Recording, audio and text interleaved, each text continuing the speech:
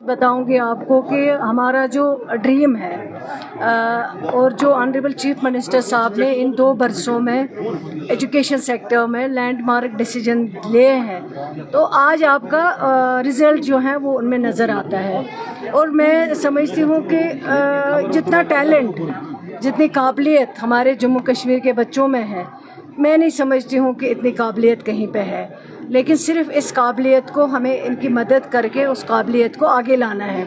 और इन 2 बरसों में आप चाहे स्मार्ट क्लास रूमों की बात करें, चाहे जिस तरह के आज इन्होंने यहाँ बच्चों ने प्रोजेक्ट अपने लेके आए थे, चाहे आप इंफ्रास्ट्रक्चर, चाहे आप एनरोलमेंट की बात करें, क्योंकि एनरोलमेंट मतलब इतना एजुकेशन का मतलब हाल हुआ था।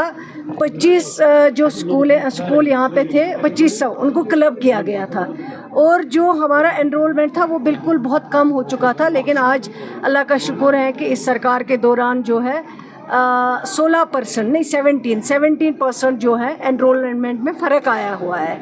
तो अब आगे जो हायर क्लासेस में अगर कहीं पे कमी है, उसका रीज़न ये है कि कई बच्चे जो हैं 10+2 के बाद जो है अपनी लाइन ले लेते हैं, कहीं बाहर चले जाते हैं, कहीं यूनिवर्सिटीज़ में चले जाते हैं, कहीं और चले जाते हैं, तो वहाँ पे अगर थोड़ी सी कुछ कमी है। लेकिन मैं समझती हूँ कि इन 2 बरसों में जो हमारा एनरोलमेंट है उसमें ओवरऑल 17% जो है इजाफा है।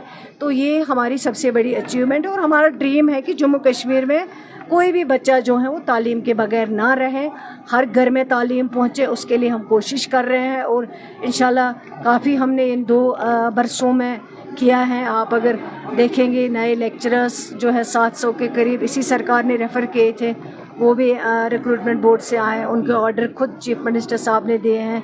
जैसे प्राइवेट मेंबर बिल का पास होना, उनके रिक्रूटमेंट रूल्स बनाना, इसी तरह जो हायर स्टडीज़ में बच्चे आगे नहीं बढ़ पाते थे उसके लिए वे बच्चों को मतलब फ्री तालीम वहाँ पे देना, ये कुछ अचीवमेंट्स। और आज जहाँ SCERT का ये फंक्शन, ये प्रोग्राम जो था, उसमें आपने खुद देखा कितना टैलेंट है बच्चों में। और हम चाहते हैं कि नए टेक्निक्स जो आए हैं उनके लिए ट्रेंड करें, चाहे वो बच्चे हों चाहे वो हमारे टीचर्स करके। अब नहीं एग्ज़ाम्स आ रहे हैं बच्चों के, कुछ और बात करें। रिक्रूटमेंट रूल्स बनने चाहिए थे, लेकिन 10 बरस हो गए उनके रिक्रूटमेंट रूल्स बने नहीं।